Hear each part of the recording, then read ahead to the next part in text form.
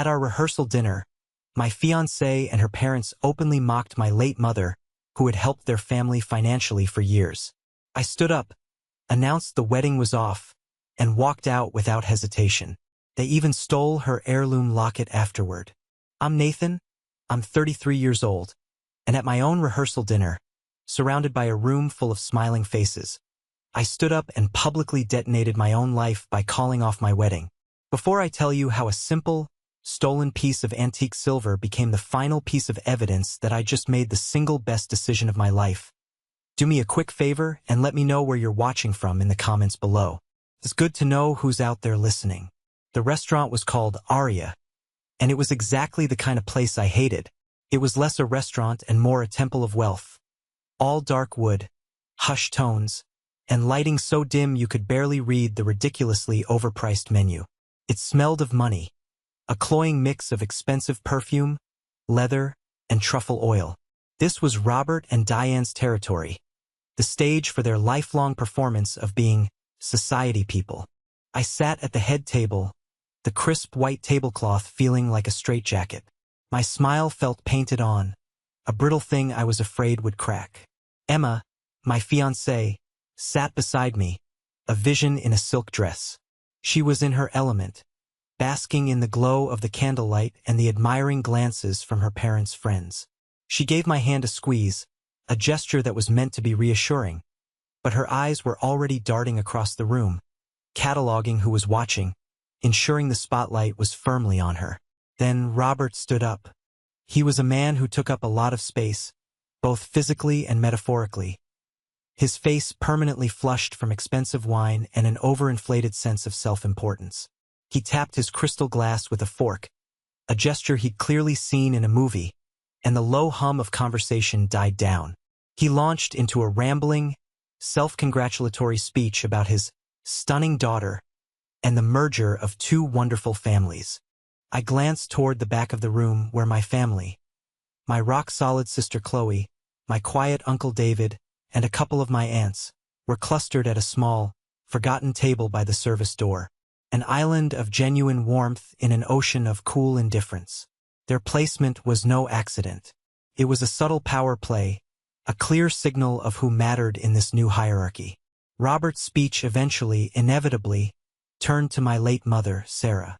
The knot that had been living in my stomach for months began to twist. Now Sarah, Nathan's mother, was quite a character, he said, a smug, knowing smirk spreading across his face. It was an inside joke for his audience. A very, very generous woman. So generous, in fact, that she had a little tendency, well, to insert herself into things. A real meddler, if you know what I mean, always wanting to have her say. A few of his friends, men just like him, chuckled into their napkins. I froze solid, my fork halfway to my mouth. The world seemed to slow down, the sounds of the restaurant fading into a distant roar. I turned to Emma, a silent, desperate plea in my eyes. Say something. Stop this, please. She laughed. It was a small, delicate sound. A polite, social titter she shared with her mother, Diane. But in the ringing silence of my world, it was a sonic boom. It was the unmistakable sound of betrayal. It was the sound of her choosing them, over me, over the memory of the woman who had done so much for her family. And just like that, it was over. The knot didn't just twist. It disintegrated. The fragile dam of denial and hope I'd been building for years was obliterated. I was flooded with a terrifying, liberating clarity. I placed my fork and knife down on my plate. The delicate clink of metal on porcelain echoed the snap in my soul. I pushed my chair back and stood up. Every eye in the room was on me. Emma's smile faltered, her eyes wide with confusion. Nate? What is it? I looked past her, directly at her father. Then my gaze settled back on her. My voice was calm, ice cold. The wedding is off. I turned and walked. I didn't run.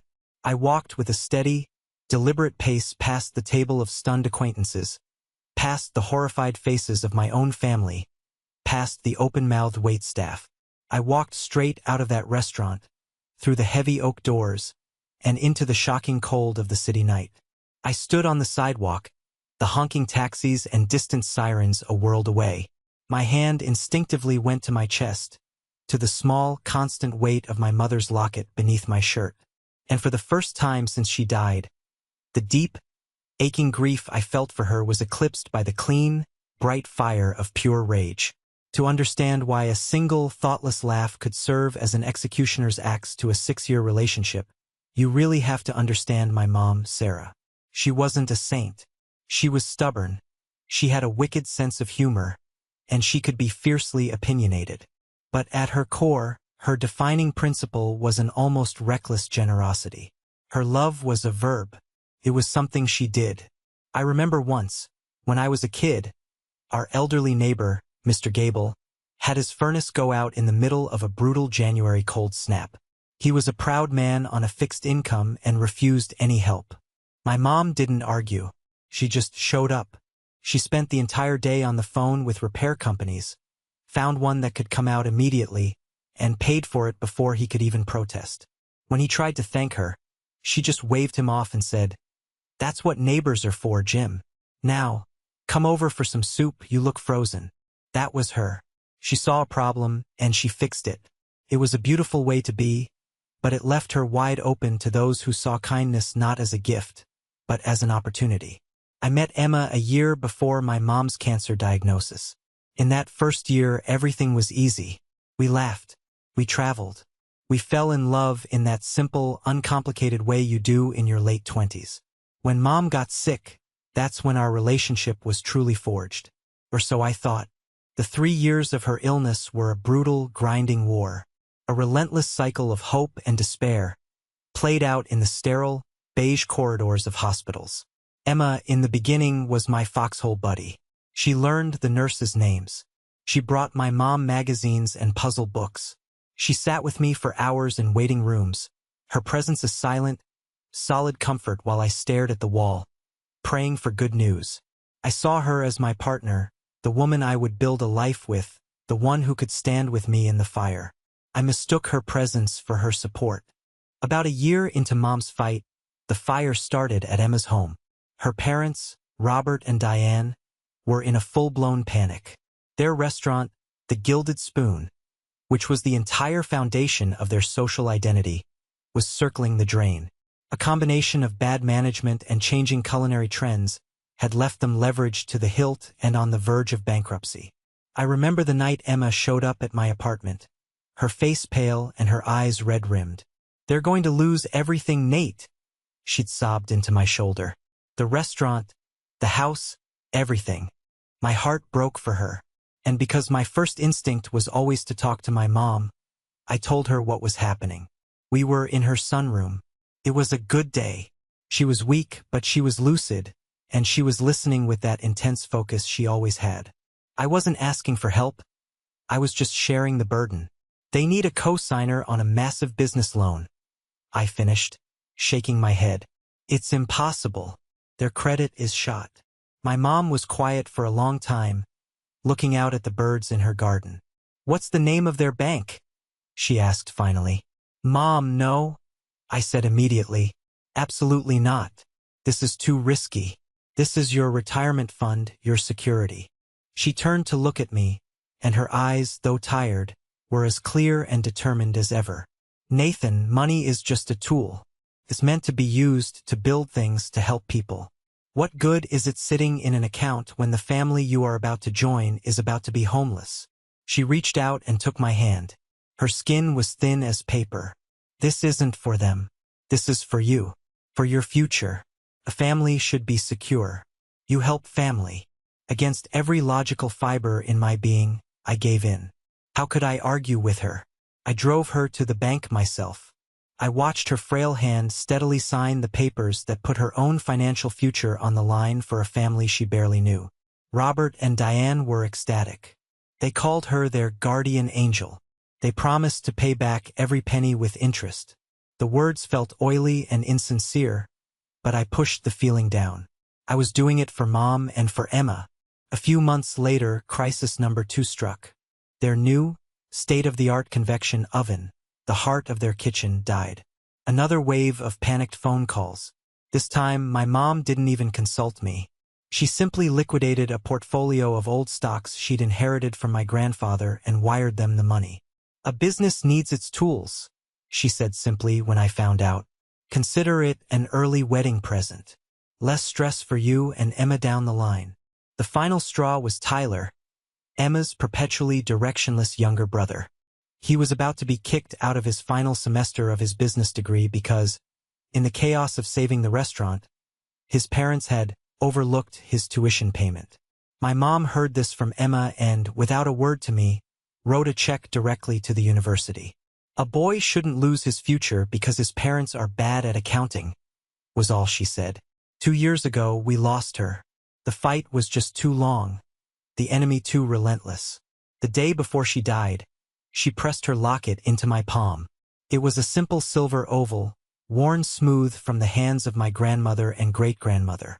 Keep this, she'd whispered, her voice a thread, so you always remember where you come from. Grief is a thick, disorienting fog. You stumble through it blind to the world. And in that fog, I missed the warning signs. I missed the fact that the woman I was planning my life with was an emotional tourist in my sorrow. About 6 months after the funeral, I was having a particularly brutal day. The grief was a physical weight. I found an old photo album and sat on the couch, just wanting to feel close to her. I showed Emma a picture of my mom, young and vibrant, laughing on a sailboat. She loved the water, I said, my voice thick. She said it was the only place you could feel the edge of the world. Emma glanced at it, a polite, vacant smile on her face. That's nice, honey. Her attention was already on her phone, scrolling through some design website. Hey, I found the perfect shade for the napkins. It's called Champagne Kiss. Do you think that's better than Morning Dew? The whiplash was staggering. From the edge of the world to a napkin color. I felt a cold dread creep up my spine. The chasm between our two realities was immense. I mumbled something about Champagne Kiss sounding fine and closed the album. The red flag was no longer a tiny bell. It was a blaring alarm. But I was a coward. I hit the snooze button. She's trying to keep things light, I reasoned with myself. She's trying to help me focus on the future. It was a lie and I knew it. My sister, Chloe, wasn't buying it. Chloe is practical to a fault. She sees the world in black and white, and she saw the Sterlings in flashing neon red. I just don't trust them, Nate, she told me over coffee one morning. She tried to be subtle, but subtlety wasn't her strong suit. I saw Diane at the grocery store last week. She spent 10 minutes complaining to her friend about how much the wedding was costing them, right after she loaded her cart with imported cheese and champagne. It's a performance. And Emma's the lead actress. She's not like that, Chloe, I insisted, my defensiveness sounding weak even to my own ears. You just don't know her. Oh, I think I do, she said, her gaze unwavering. I think she's a woman who has never been told no in her life, and she's a product of two people who believe the world owes them something. She leaned forward. I just want you to be happy, little brother. Genuinely happy. Not just playing the part of the happy groom in their little play.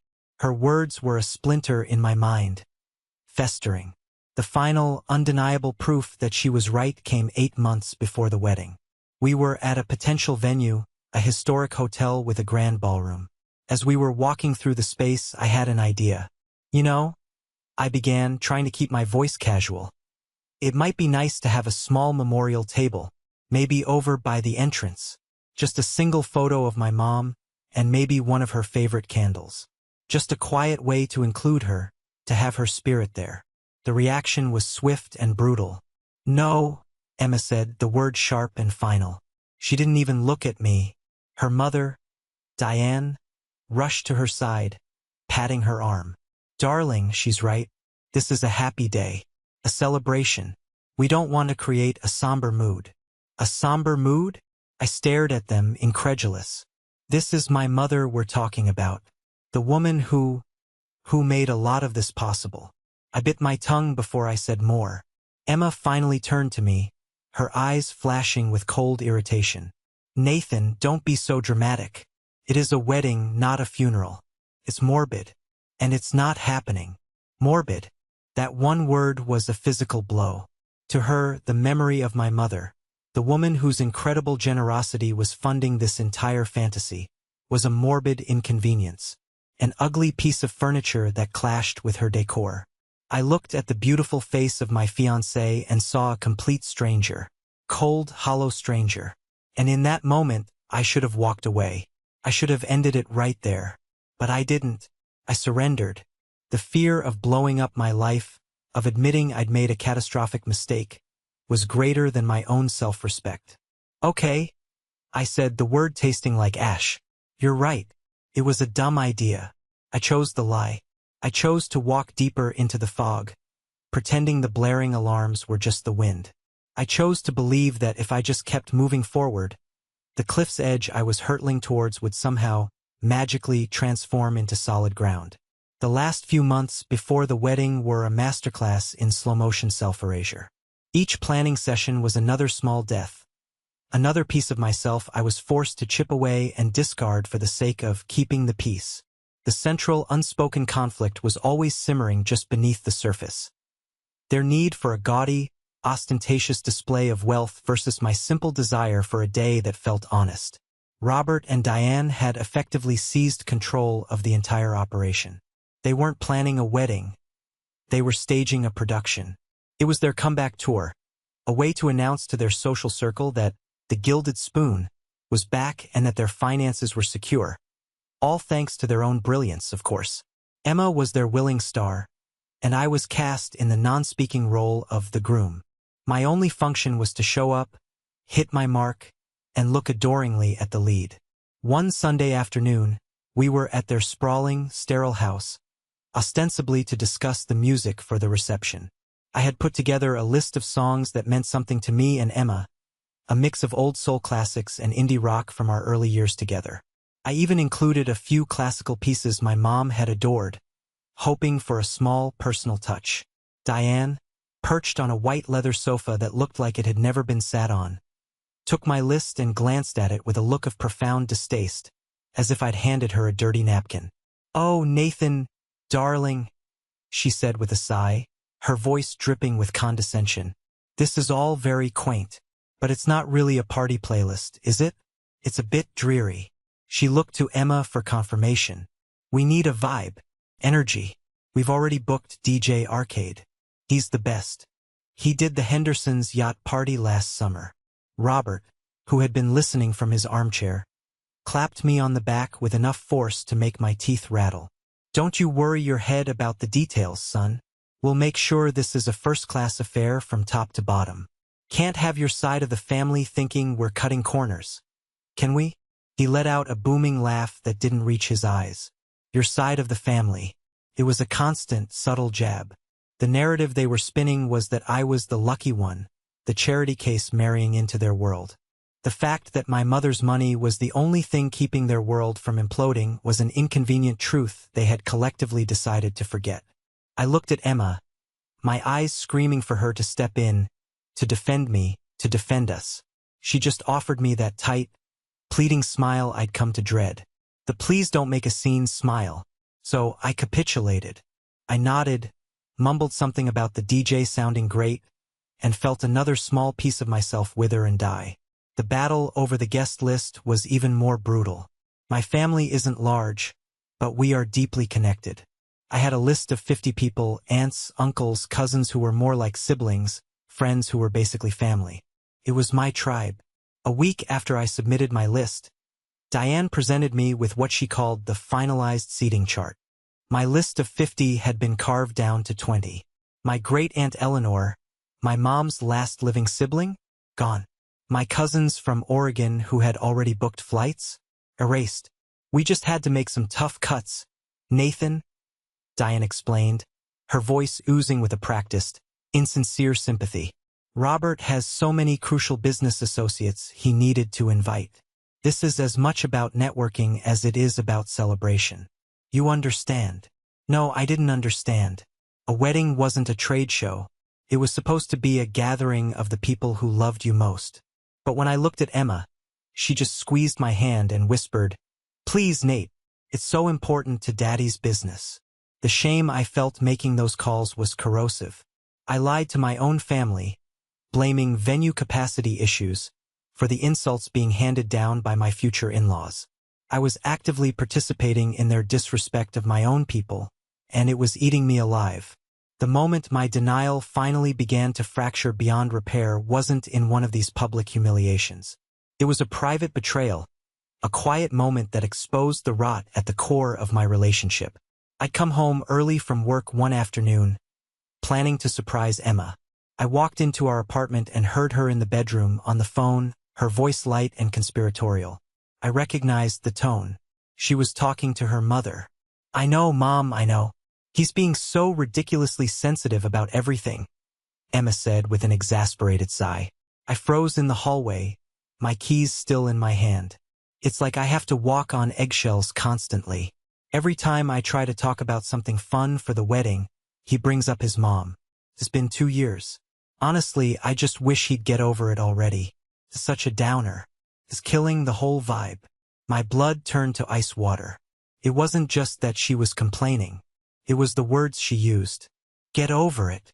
As if my grief, my love for my mother, was a temporary inconvenience, a bad mood she had to put up with. The woman who had once held me while I sobbed was now, behind my back, dismissing my deepest pain as a vibe killer. It was a betrayal so profound it left me breathless. I didn't storm in. What was the point? You can't argue a person into having a soul. I just backed away silently, slipped out the door, and walked. I walked for hours, my mind a maelstrom of anger and hurt. The truth was screaming at me now, and it was impossible to ignore. In a last-ditch effort to find some sanity, to find a single ally in this alien world I was about to marry into, I called Tyler, Emma's younger brother, the one whose future my mom had personally secured. I clung to the naive hope that he, at least, would understand, that he would feel some sense of gratitude or loyalty. "Hey, Tyler. It's Nathan. You got a minute?" "Nate. Hey, man, what's up?" He sounded breezy and cheerful, the way people do when they have no real problems. I stumbled through it, trying not to sound like a whiny child. "Look, man, I'm struggling. With your parents. With the wedding plans. It just feels like it's not my wedding at all." There was a carefully calibrated pause on the other end of the line. "Yeah, I get it, man," he said, his voice smooth. "Mom and Dad can be a lot. They're just, passionate. They just want everything to be perfect for their little girl." He took a breath. "Listen, if I can offer some advice, just ride it out. Let them have this one. This wedding means everything to Emma, and it means everything to them to be able to give her this day. Just focus on making Emma happy. Okay? In the long run, that's all that matters." It was the most perfectly crafted, soul-crushing piece of non-advice I had ever received. He wasn't my ally. He was their fixer, their PR agent. He was telling me, in the politest way possible, to shut up, erase myself, and play my part for the good of the family. The family my mother had propped up. The gratitude I was so desperately seeking wasn't there. There was only a quiet, implicit contract. "We took the help. Now you owe us your silence." I hung up the phone and a profound, crushing loneliness washed over me. I was completely and utterly alone in this. Every door I had knocked on for support had been politely, but firmly, shut in my face.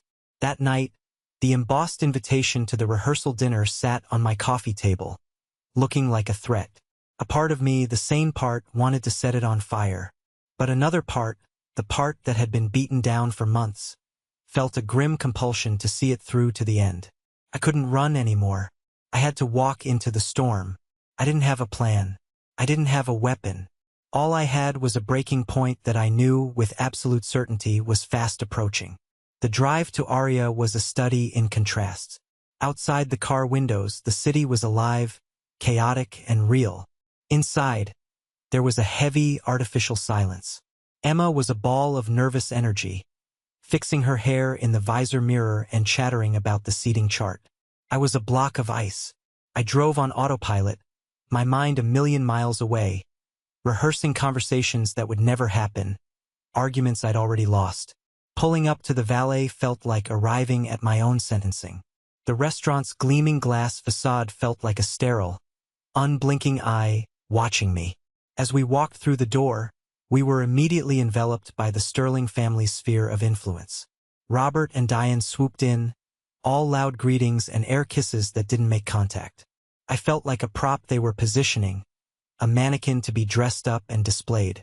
The room was a sea of unfamiliar, confident faces. Men in expensive suits and women dripping with subtle, expensive jewelry. They were a tribe speaking a language of shared vacations and stock portfolios I didn't understand. My eyes desperately searched for an anchor, a piece of solid ground in this shifting, treacherous landscape. I found it in a far corner. It was a small, round table, conspicuously isolated near the clatter of the kitchen doors. There sat my sister Chloe, her posture ramrod straight, a silent protest in itself. Beside her was my Uncle David, a kind, gentle man who looked deeply uncomfortable, his tie feeling too tight.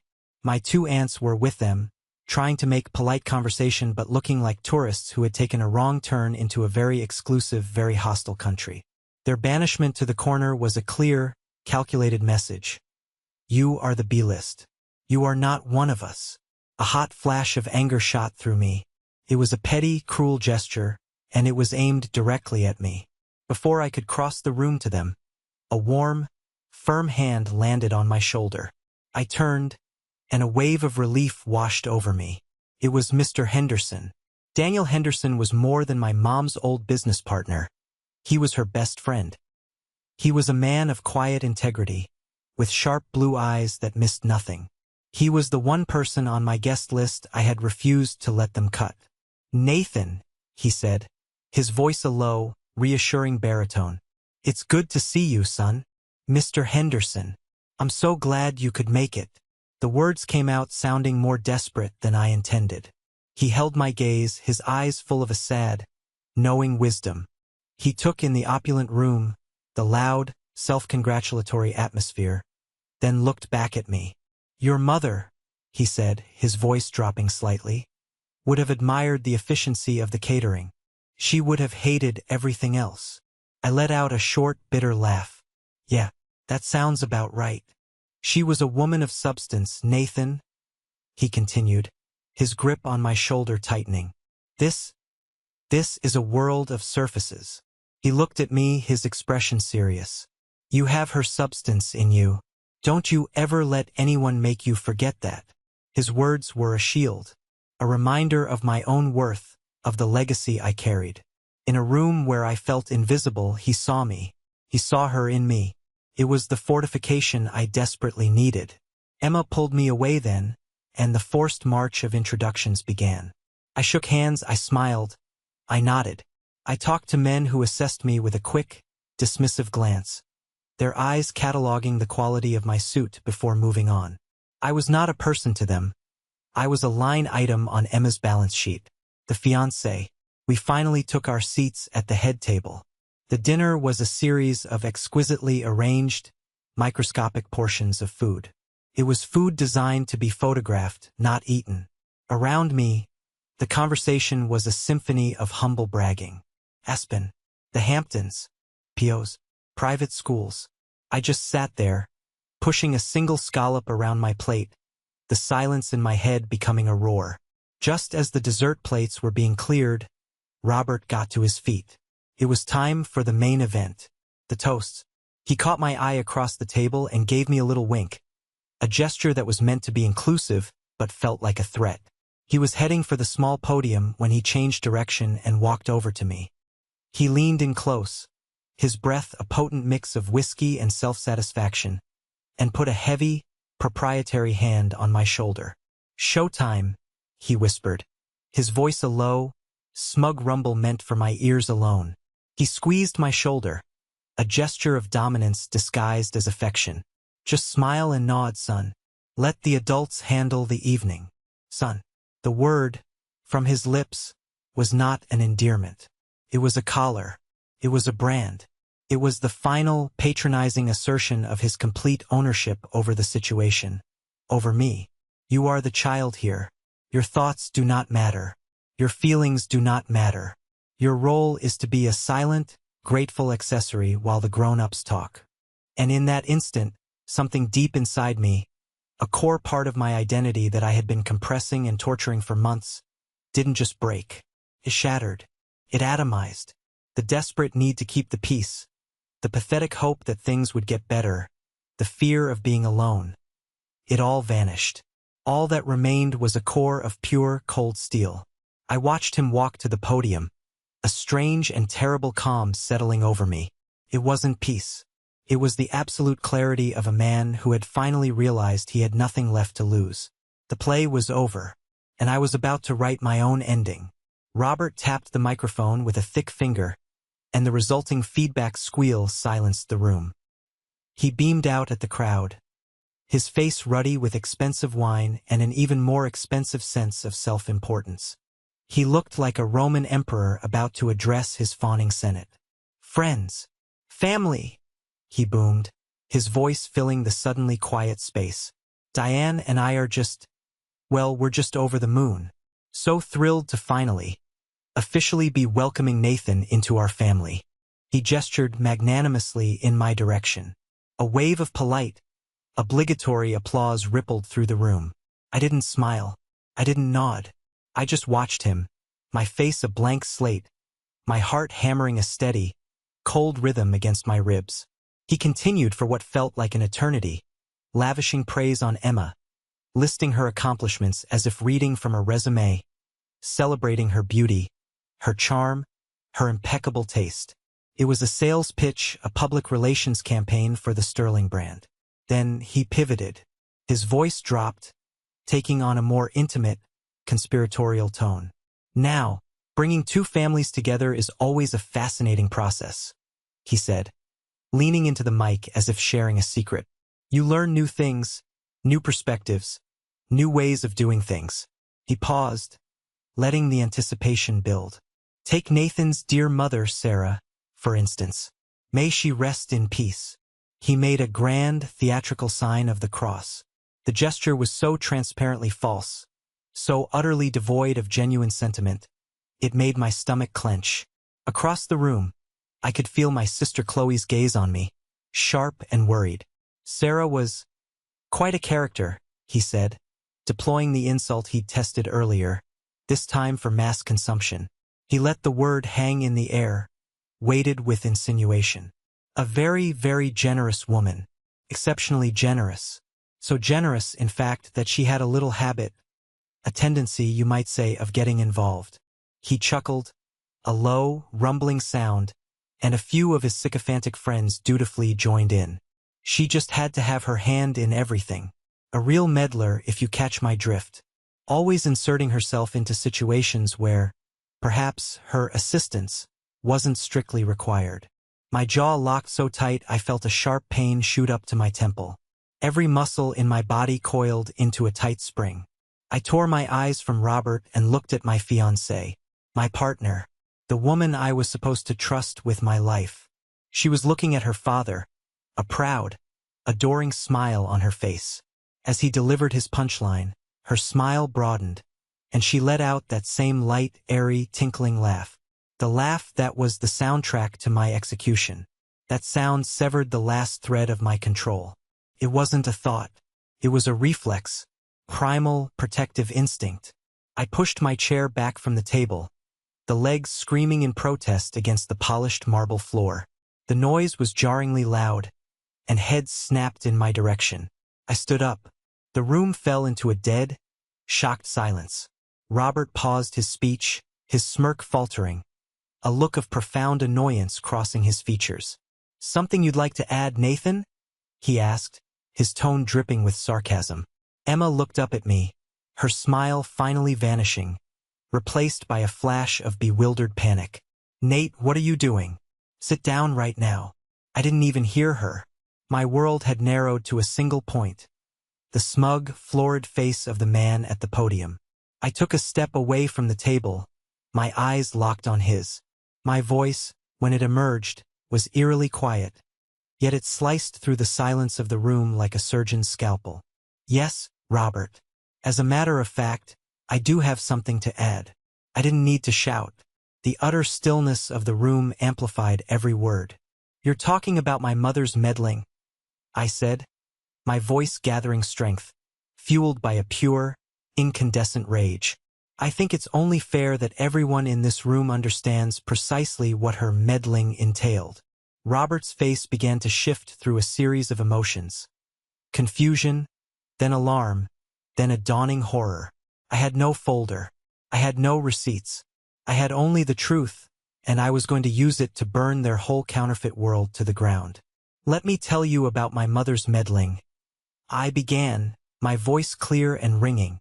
3 years ago, when your restaurant, the Gilded Spoon, was weeks away from being seized by the bank, my mother meddled. She meddled by getting out of her own bed, a week after a brutal chemotherapy session that left her barely able to stand, and had me drive her to the bank. She meddled by co-signing a business loan for $250,000, putting the home she worked her entire life for up as collateral to save yours. A collective, audible gasp swept through the room. Jaws literally dropped. Robert's face went from ruddy to a pasty, sickly white. Diane looked like she'd been slapped. But I was just getting started. I slowly turned my head, my gaze sweeping over the crowd until it landed on Tyler, Emma's brother, who suddenly seemed to find the pattern of his dinner plate the most fascinating thing in the world. "She meddled again, Tyler, when she paid your final semester's tuition in full, so you wouldn't be forced to drop out of college. She told me you were a young man with a bright future, and that education was a gift no one could ever take away from you." Tyler visibly flinched and sank lower in his chair, refusing to meet my eyes. "And she meddled one last time, Robert, when she bought you a brand new $10,000 Vulcan convection oven. Not because you asked her to, but because she overheard Emma say the old one was broken, and my mother hoped a new one might bring your family some relief from the stress you were under. She hoped it would bring you joy." I let the words hang in the air, each one a hammer blow against the fragile facade of their lives.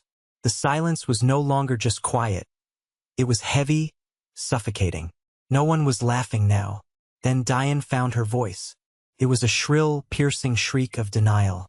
"How dare you? You're lying. Those are vicious, disgusting lies." Robert, recovering slightly, puffed out his chest, his face turning a blotchy, furious red. "You ungrateful boy. After everything we've done for you, welcoming you into our family, giving you our daughter." My eyes scanned the room, and for a fleeting second, they locked with Mr. Henderson's. He wasn't looking at me with pity or shock.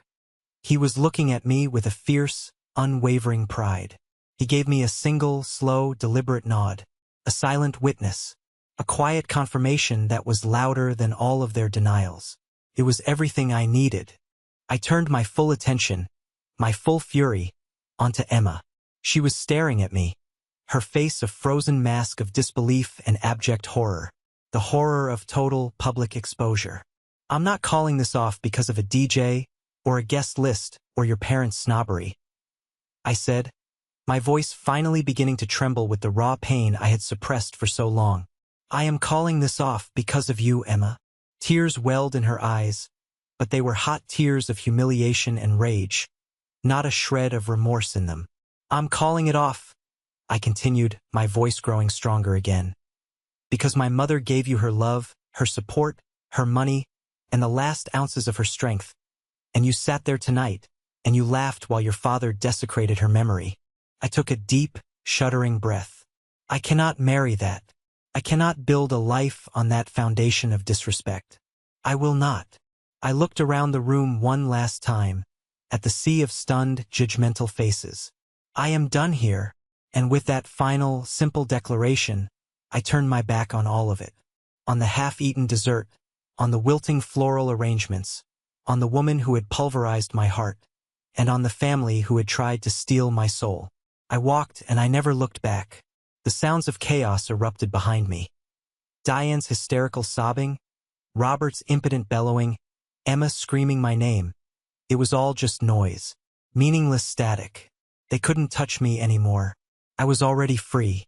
I hit the heavy oak doors of the restaurant like a man breaking out of prison and was immediately swallowed by the cold, indifferent anonymity of the city night. The air was a shock to my lungs, sharp and clean after the suffocating atmosphere inside. The valet, a kid no older than 20, took a step towards me, but I just waved him off and started walking, my shoes echoing on the pavement. I didn't know where I was going. I just knew I had to move, to put physical distance between myself and the crater I had just created in my own life. The rage was still burning hot, a clean flame that had cauterized years of slow bleeding wounds. For the first time in a long time, I felt something other than grief or a dull, simmering resentment. I felt powerful. I'd only made it to the end of the block when I heard her. "Nathan! Nathan! Stop! Wait!" Her voice was shrill, desperate, cutting through the night air. I stopped, my back still to her. I heard the frantic, uneven clicking of her high heels on the sidewalk, a sound of pure panic. She grabbed my arm, her fingers digging into the fabric of my suit jacket like claws. "What was that?" she demanded, her voice a ragged, breathless hiss. "How could you do that? How could you humiliate me? My parents? In front of everyone." I finally turned to face her. Under the harsh orange glow of the streetlights, her beauty was twisted into a grotesque mask of fury and disbelief. Her carefully applied makeup was already starting to streak from tears of rage. "I humiliated you?" The question came out flat and dead. "Are you listening to yourself right now, Emma? Your father took a verbal baseball bat to the memory of my dead mother, and you laughed. You laughed. That is the beginning, the middle, and the end of this entire story. He was joking. It was a toast. It was wine talk," she cried, her voice escalating into a plea. "You're always so sensitive. You twisted his words to make us look like monsters." The gaslighting was so immediate, so reflexive, it was almost impressive. There was no apology, not a flicker of remorse for the actual offense. Only a frantic, narcissistic panic about her own public image. "We can fix this," she insisted, her tone abruptly shifting from anger to desperate pleading. She reached up, trying to smooth my lapel, a gesture of ownership she was no longer entitled to. "We can go back in. Right now. You can tell them you were emotional, that you were grieving. You can apologize." "Apologize?" I pulled my arm away from her as if her touch were toxic. "Apologize for what? For telling the truth? No, Emma. It's over. There is nothing to fix. This is broken beyond repair." The finality in my voice must have finally penetrated her panic. True terror flared in her eyes. This wasn't a fight she could win. This wasn't a negotiation. It was an amputation. She lunged forward again, this time grabbing the front of my jacket with both hands, trying to physically bar my path. "You can't do this. You can't just walk away," she shrieked, her voice cracking. "We have a wedding in 2 days. We have a life. What am I supposed to tell people?" "I don't know, Emma," I said, my voice cold and flat. "Try telling them the truth for once. It might be a novel experience for you." I tried to gently unpeel her fingers from my jacket, but her grip was like iron. In the clumsy, desperate struggle, her hand snagged on the thin silver chain around my neck. I felt a sharp tug, and then the sickening little snap of breaking metal. The locket, my mother's locket, was gone from my neck. Time seemed to slow down. I saw it fall, tumbling end over end in the dim light before it hit the dirty sidewalk with a tiny, sharp clatter. The sound was like a hammer blow to my heart. We both froze, our eyes locked on the small silver oval lying there between us. It was everything I had left of her, lying in the grime of a city street.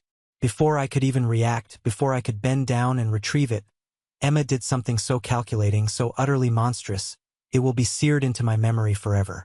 In one single, fluid movement, she swooped down, her hand darting out like a viper, and snatched the locket from the pavement. She straightened up, clutching it tightly in her fist. "Give it back, Emma," I said. My voice was quiet, hollow, devoid of any emotion at all. She looked from the locket in her hand to my face, her eyes wild and frantic. "No," she whispered. "No. If I can't have you, then I'm keeping this." She started to back away from me, one step at a time. It's It's the only thing of your mother's I have left. The only thing of you. It was the most twisted, perverse piece of emotional blackmail I had ever witnessed.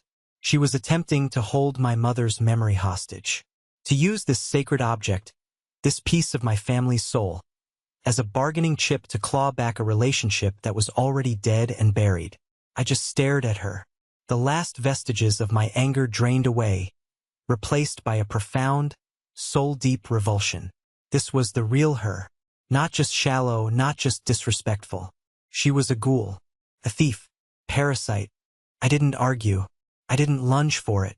I just looked at her, at this stranger clutching my heart in her hand, and I let her go. Keep it, I said, and the words tasted like acid. It's worthless in your hands anyway. You wouldn't know what to do with something that was real. I turned my back on her for the absolute final time.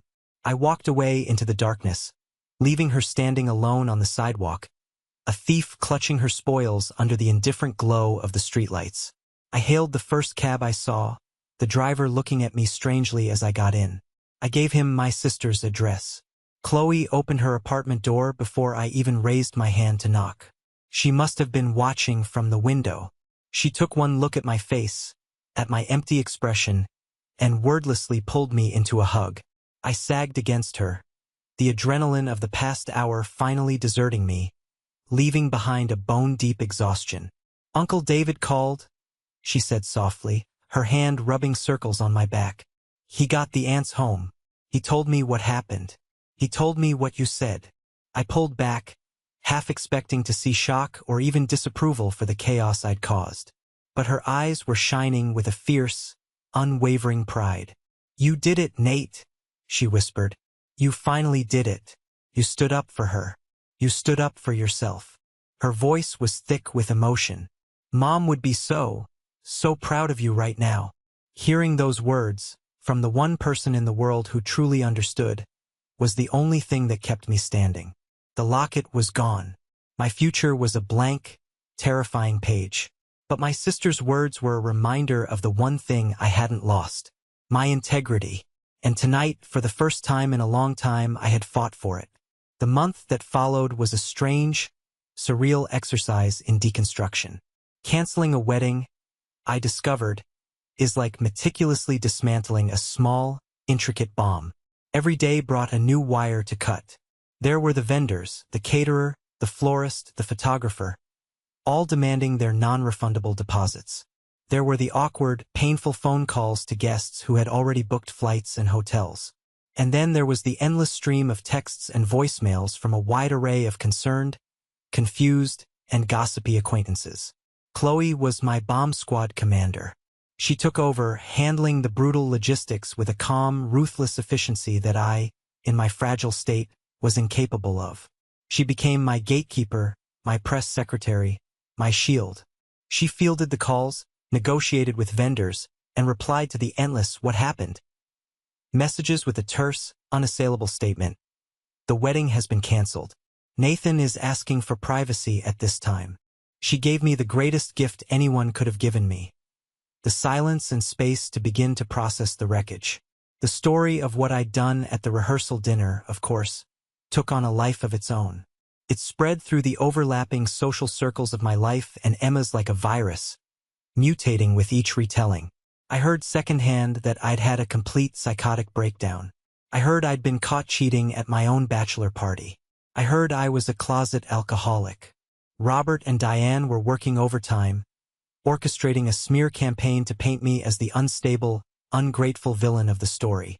They were trying to salvage their own reputation by annihilating mine. A year ago, that would have destroyed me. But now I found I simply didn't care. The opinions of those people were meaningless noise. The people who mattered, Chloe, Uncle David, my aunts, my closest friends, knew the truth. Their quiet, unwavering support was the only anchor I needed. But there was one piece of unfinished business that stuck in my mind like a shard of glass. The locket. It wasn't about its monetary value. It was about the violation. She had stolen a sacred object, and I would not let that stand. It was the final act of disrespect, and it required a final, definitive response. My first raw instinct was to drive to her parents' house, to confront her, to demand it back. But Chloe, my voice of reason, put a hand on my arm. "No, Nate," she said firmly. "Don't go down to their level. Don't give them another dramatic scene to twist and use against you. You can't win a shouting match with people who have no shame. You have to be smarter. You have to use their language." "What language is that?" I asked bitterly. "Money and lies?" "No," she said. "Consequences. The language of lawyers." So I took her advice. The next day, I found a lawyer, a sharp, no-nonsense woman in her 50s. I sat in her quiet, orderly office and told her the whole story. She listened without judgment, her expression unreadable. When I was done, she simply nodded. "This is straightforward," she said. "It's a demand for the return of personal property to avoid a civil suit for theft and tortious conversion." The legal terms sounded so cold, so clinical. It was perfect. She drafted a formal, terrifying-looking letter. It outlined the events of the evening, the ownership of the locket as a family heirloom, and the demand for its immediate return within 10 business days to avoid the filing of a lawsuit that would, by necessity, make the details of the rehearsal dinner a matter of public record. We sent it via certified mail, requiring a signature upon delivery. It was the most impersonal, and therefore the most powerful move I could have made. It took our messy, emotional drama and transformed it into a black-and-white legal problem. Exactly 8 days later, a small, padded envelope with a return address from Robert Sterling's law firm arrived at my office. My hands trembled slightly as I opened it. Inside, nestled in a piece of pristine white cotton, was the locket. The chain was still broken. There was no note, no card, no apology, just the silent, reluctant return of stolen goods. I picked it up, the cool, familiar weight of it settling into my palm. A wave of profound, quiet triumph washed over me. I hadn't shouted. I hadn't pleaded. I had simply refused to play their chaotic, emotional game. I had used the system they respected, the system of power and consequences, against them. And I had won. Life began to find a new, steadier rhythm. The phantom limb of my relationship with Emma slowly stopped aching. I poured all my frustrated, grieving energy into my work. As an architect, I create order out of chaos, and my own life became my most important project. I worked late. I took on challenging designs. I found solace in the clean lines of blueprints and the tangible progress of a building rising from the ground. I reconnected with my family, not as a man about to be absorbed by another clan, but as myself. Sunday dinners with Chloe and my uncle became a sacred ritual. We'd cook, drink cheap wine, and talk for hours. We laughed. For the first time in years, I felt the simple, uncomplicated joy of being with my own people. I was rebuilding my life on a foundation of truth and self-respect, brick by brick. Then, about 3 months after the wedding that never was, my phone buzzed with an unknown number. On a whim, I answered it. "Hello." There was a hesitant pause, and then a voice that was both familiar and foreign. It was Robert Sterling. But the booming, arrogant titan of industry was gone. In his place was a man who sounded small, old, and defeated. "Nathan? It's Robert. Robert Sterling." I said nothing. The silence was my weapon now. "Listen, son. Nathan." He corrected himself, the old habit dying hard. I know things ended badly. There were things said. On both sides. The false equivalence was galling. But I'm calling because, well, Nathan, we're in a bit of a tight spot. I could picture him perfectly. Sitting in his big leather chair, the trappings of success all around him, but the core was rotten. "The restaurant business has been difficult," he stammered, the words catching in his throat. The bad publicity from the situation, it didn't help. We've had a string of bad luck. We're in real danger of losing it all again, son. For good this time." I continued my silent treatment, letting him dangle in the awkward, humiliating space he had created. "I was just wondering," he finally choked out, his voice dropping to a pathetic, conspiratorial whisper. "You know, for old time's sake, for Emma's sake, If you could see your way to helping us out. Another loan. A small one. Just to get us back on our feet. A bridge loan. And there it was. The sheer, unmitigated audacity of it was almost breathtaking. After the years of disrespect, the public humiliation, the lies, the character assassination, the theft of my mother's most sacred possession, he had the nerve to call me and ask for more. To ask me to once again bail out his failing life. They had learned absolutely nothing. They were incapable of it. To them, my mother, and by extension me, were not people. We were a resource, a line of credit, an emergency fund to be tapped and abused at will. In that single, clarifying moment, the last embers of my anger and hurt finally turned to cold ash. There was nothing left to feel for these people. Not hatred, not pity, nothing. I let the silence stretch for 5 long seconds, letting his desperate, pathetic request hang in the air between us, naked and ugly. I thought about my mother, and the quiet dignity that had been her life's principle. And I knew what she would want me to do. I finally spoke. My voice was calm, clear, and utterly final. No, Robert. I didn't elaborate. I didn't explain. The single word was a complete sentence. It was a locked door. It was a mountain he could not move. Before he could sputter a response, before he could plead or bargain or curse my name, I ended the call. Then, with a strange sense of ceremony, I went into my contacts and blocked his number. Then Diane's. Then Tyler's. And finally Emma's. One by one I erased them. I severed the last, toxic threads connecting my life to theirs. As I set my phone down on my desk, a slow, genuine smile spread across my face. The storm was over. The air was clear. And for the first time in a very long time, I could see the horizon. It's been a year. 12 months of quiet rebuilding.